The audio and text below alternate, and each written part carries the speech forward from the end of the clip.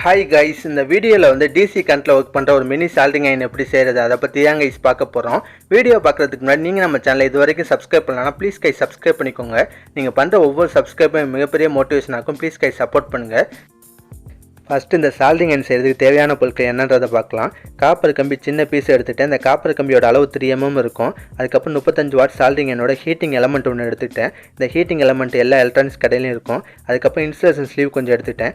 கடைசியாக தகரம் ஒரு சின்ன பீஸ் எடுத்துக்கிட்டேன். இதெல்லாம் தாங்க சால்டிங் அயன் செய்கிறதுக்கு தேவையான பொருட்கள். வாங்க சால்டிங் அயன் செய்ய ஆரம்பிக்கலாம். முதல்ல என்ன பண்ண போனால் இந்த சால்டிங் அயனோட ஹீட்டிங் எலமெண்ட்லேருந்து நைக்ரோம் வயரை மட்டும் தனியாக பிரித்து எடுக்க போகிறேன். ஏன்னா நம்ம செய்யப்படுற சால்டிங் அயனை ஹீட் பண்ணுறதுக்கு நைக்ரோம் வயர் வேணுங்க. அதுக்காக இந்த ஹீட்டிங் எலமெண்ட்டை முதல்ல பேர்த்து எடுத்துக்கிட்டேன். அதுக்குள்ளே ஒரு 4 பட்டை மாதிரி இருக்கும். அந்த பட்டையில் வந்து சில்வர் கலர் நூல் மாதிரி சுற்றி இருக்கும். அதாங்க நைக்ரோம் வயர். அந்த ஒயரை மட்டும் தனியாக பிரித்து எடுத்துக்கிறேன். அடுத்து என்ன பண்ண போனால் அந்த காப்பர் கம்பியோட ஒரு பக்கம் முனையை மட்டும் நல்லா ஷார்ப்பாக திட்ட போகிறேன். அப்போ தாங்க லெட்டை உருக்கிறதுக்கு சால்டிங் வைக்கிறதுக்குலாம் வசதியாக இருக்கும். அதுக்காக சாண்ட் பேப்பரில் இந்த காப்பர் கம்பியை நல்லா தைச்சு ஒரு பக்கம் முனையை மட்டும் நல்லா ஷார்ப்பாக திட்டிக்கிறேன். அவ்வளோதாங்க. இப்போ காப்பர் கம்பியோட ஒன் சைடை நல்லா ஷார்ட் பண்ணியாச்சு. அடுத்து என்ன பண்ணுறேன்னா ஒரு இன்சுலேஷன் ஸ்லீவ் எடுத்துக்கிறேன். அந்த ஸ்லீவுக்குள்ளே காப்பர் கம்பியை சொருவிக்கிறேன். ஸ்லீவை மாட்டும் போது காப்பர் கம்பியை ஒரு பக்கம் ஷார்ட் பண்ண பார்த்தீங்களா, அந்த இடத்துல மட்டும் சின்னதாக கேப் விட்டு இந்த இடத்துல மாட்டி விட்டுருங்க. மாட்டுற ஸ்லீவ் வந்து அந்த காப்பர் கம்பிக்கு நல்லா டைட்டாக பொருத்தமாக இருக்கணும். அப்போ தான் கம்பி வந்து ப்ராப்பராக நல்லா ஃபுல்லாக ஹீட் ஆகும். அதுக்கப்புறம் என்ன பண்ணுறேன்னா 2 ஒயர் கம்பி எடுத்துக்கிறேன். இந்த 2 ஒயர் கம்பியும் இன்சுலேஷன் ஸ்லீவோட கார்னர் பாயிண்ட்டில் காப்பர் கம்பியோட சேர்த்து வச்சு டைட்டாக முறுக்கிக்கிறேன். நல்லா டைட்டாக முறுக்கணுங்க. அப்போ தாங்க இன்சுலேஷன் ஸ்லீவ் வந்து காப்பர் கம்பி மேலே ஒரே பொசிஷனில் இருக்கும். இல்லைனா ஸ்லீவ் வந்து மூவ்மெண்ட் ஆகிட்டு இருக்கும். அதனால் நல்லா டைட்டாக முறுக்கிக்கோங்க.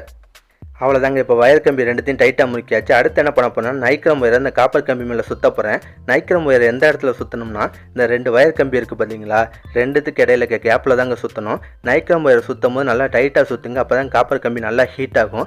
அது மட்டும் இல்லாமல் நைக்ரோம் வயரோட அளவும் ரொம்ப முக்கியங்க. நான் வந்து 8 ரவுண்டு சுற்ற போகிறேன். நீங்கள் கொடுக்குற வோல்டேஜ் அதுக்கப்புறம் உங்கள்கிட்ட இருக்க நைக்ரோம் வயரோட தன்மையை பொறுத்து நீங்கள் சுத்தோட அளவை கூட்டிக்கலாம் குறைச்சிக்கலாம். ஃபஸ்ட்டு என்ன பண்ணேன்னா நைக்ரோம் வயர் எடுத்துகிட்டு ஸ்லீவில் ஒரு கார்னரில் இருக்க வயர் கம்பியோட அதை சேர்த்து வச்சு டைட்டாக முறுக்கிக்கிட்டேன். அதுக்கப்புறம் ஸ்லீவ் மேலே அந்த நைக்ரோம் வயரை 8 ரவுண்டு டைட்டாக சுற்றிட்டு அதுக்கப்புறம் இன்னொரு கார்னரில் இருக்க வயர் கம்பிலேயே அதை டைட்டாக முறுக்கிக்கிட்டேன். அவ்வளோதாங்க வேலை முடிஞ்சு. நீங்களும் இதே மாதிரி நைக்ரோம் வயரை சுற்றிக்கோங்க. அதுக்கப்புறம் என்ன பண்ணுறேன்னா நைக்ரோம் வயரையும் வயர் கம்பியும் ஜாயின் பண்ணியிருக்கோம் பார்த்தீங்களா, 2 ஜாயிண்ட்டு, அந்த 2 ஜாயிண்டிங்கும் வந்து நல்லா சால்டரிங் பண்ண போகிறேன்.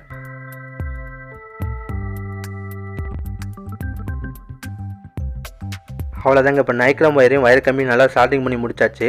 அதுக்கப்புறம் என்ன பண்ணுறேன்னா 2 சின்ன ஒயர் பீஸ் கட் பண்ணி எடுத்துக்கிட்டேன். அதை 2 ஒயரையும் வந்து நைக்ரோம் வயரை ஜாயின் பண்ணியிருக்கோம் பார்த்தீங்களா ஜாயிண்ட்டு, அதிலே சேர்த்து வச்சு சால்டரிங் பண்ண போகிறேன். இந்த 2 ஒயர் பீஸில் தாங்க டேரெக்டாக வந்து டிசி கரண்ட் கொடுக்க போகிறோம். இப்போ வயர் 2 ஜாயிண்ட்லையும் சால்டரிங் பண்ணி முடிச்சாச்சு. அடுத்து இன்சுலேஷன் ஸ்லீவ் எடுத்துக்கிட்டேன். அது சின்ன பீஸாக கட் பண்ணி வயர் 2த்துலையும் மாட்டி விட்டுட்டேன். அப்போ தாங்க வயர் வந்து ஷார்ட் அடிக்காமல் இருக்கும்.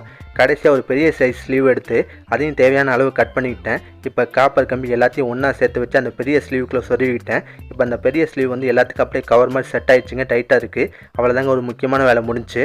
அடுத்து என்ன பண்ண போகிறோம்னா நம்ம செய்கிற சால்டரிங் எனக்கு வந்து பாடி ரெடி பண்ணணும், அதாவது கவர் ரெடி பண்ணணும். அதுக்காக தகரம் ஒரு சின்ன பீஸ் எடுத்துக்கிட்டேன். இந்த தகரத்தை 2 சின்ன பீஸாக கட் பண்ணி அதை வச்சு தாங்க சால்டரிங் எனக்கு பாடி ரெடி பண்ண போகிறோம். முதல்ல என்ன பண்ணுறேன்னா நம்ம ரெடி பண்ணி வச்சுருக்கோம் பார்த்தீங்களா காப்பர் கம்பி, அதை அந்த தகரத்து மேலே வச்சுக்கிட்டேன். அந்த காப்பர் கம்பியை கவர் பண்ணுறதுக்கு எவ்வளோ தகரம் தேவைப்படுன்றதை மார்க்கரை வச்சு அந்த தகரத்தில் மார்க் பண்ணிக்கிட்டேன். இப்போ மார்க் பண்ண இடத்த தனியாக கட் பண்ணி எடுக்க போகிறோம்.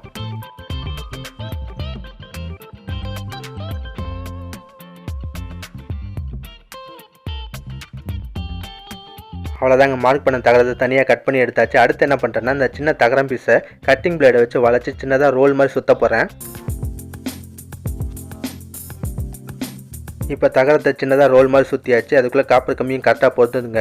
அடுத்து என்ன பண்ண போனால் இந்த சின்ன ரோல் தகரம் இருக்குது பார்த்தீங்களா, இதை கவர் பண்ணுற மாதிரி ஒரு பெரிய ரோல் தகரம் ரெடி பண்ண போகிறேன். ஏற்கனவே செஞ்ச மாதிரி தாங்க தகரத்தை வெட்டி அதை வந்து கட்டிங் பிளேடை வச்சு வளைச்சி ரோல் மாதிரி செஞ்சுக்கிட்டேன். இப்போ 2 ரோல் தகரமும் ரெடி ஆயிடுச்சு. இந்த தகரத்தோட எஜ்ஜெலாம் நல்லா ஷார்ப்பாக இருந்துச்சு. அதெல்லாம் சாண்ட் பேப்பர் வச்சு தேய்ச்சி எடுத்துக்கிட்டேன். அதுக்கப்புறம் இந்த தகரம் ரோல் வந்து பிரியக்கூடாதுன்றதுக்காக அதோட ஜாயிண்ட்டில் வந்து சூப்பர் க்ளூ வச்சு நல்லா ஸ்ட்ராங்காக ஒட்டிட்டேன். அவ்வளோதாங்க, 2 முக்கியமான வேலை முடிஞ்சு.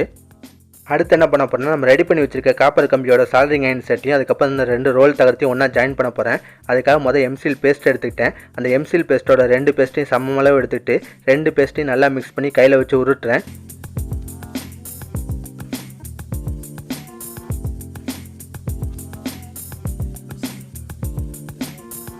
இப்போ பேஸ்ட் ரெண்டு நல்லா மிக்ஸ் ஆயிடுச்சுங்க. என்ன பண்ணுறேன்னா சின்னதாக இருக்க ரோல் தகரத்தை எடுத்துக்கிட்டேன். அதுக்குள்ளே காப்பர் கம்பி செட்டை சொருகி கரெக்டான பொசிஷனில் வச்சுட்டு பேஸ்ட்டை வச்சு ரெண்டுத்தையும் ஸ்ட்ராங்காக விட்டுறேன். அதே மாதிரி சின்னதாக இருக்க ரோல் தகரத்து மேலே பெரிய ரோல் தகரத்தை வச்சு பேஸ்ட்டை வச்சு அதையும் ஸ்ட்ராங்காக ஒட்டிக்கிட்டேன். அவ்வளோதாங்க, 90% வேலை முடிஞ்சிச்சு. அடுத்து இந்த பேஸ்ட் காஞ்சி நல்லா செட் ஆகிறதுக்கு ஒரு 1/2 மணி நேரம் கேப் விடுவோம். அடுத்து என்ன பண்ணுறேன்னா நம்ம செய்கிற சால்டரிங் அயனுக்கு பவர் சப்ளை கொடுக்கறதுக்கு ரெடி பண்ணணும். அதுக்காக 12 வோல்ட் டிசி அடாப்டரோட ஒரு ஃபீமேல் கனெக்டர் எடுத்திருக்கேன். அந்த ஃபீமேல் கனெக்டர் இந்த 2 ஒயரையும் ஒன்றா வச்சு சால்டரிங் பண்ண போகிறேன்.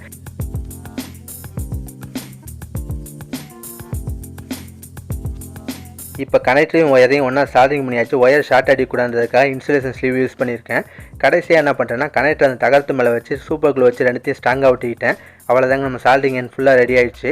இந்த சால்டரிங் அயனுக்கு பெயிண்ட்லாம் அடித்த பின்னாடி பார்க்க கலக்கலாகவே இருக்குது. இந்த சால்டரிங் அயனை பற்றி உங்கள் கருத்து என்னன்றதை மறக்காமல் கமெண்ட்டில் சொல்லுங்கள். இந்த வீடியோ பிடிச்சினா ஒரு லைக் பண்ணுங்கள். நம்ம சேனலை நீங்கள் இதுவரையும் சப்ஸ்கிரைப் பண்ணலாம். ப்ளீஸ் கை சப்ஸ்கிரைப் பண்ணிக்கோங்க. நீங்கள் பண்ணுற ஒவ்வொரு சப்ஸ்கிரைபும் மிகப்பெரிய மோட்டிவேஷனாக இருக்கும். ப்ளீஸ் கை சப்போர்ட் பண்ணுங்கள். அடுத்த ஒரு சூப்பரான வீடியோவில் சந்திக்கலாம். Bye guys.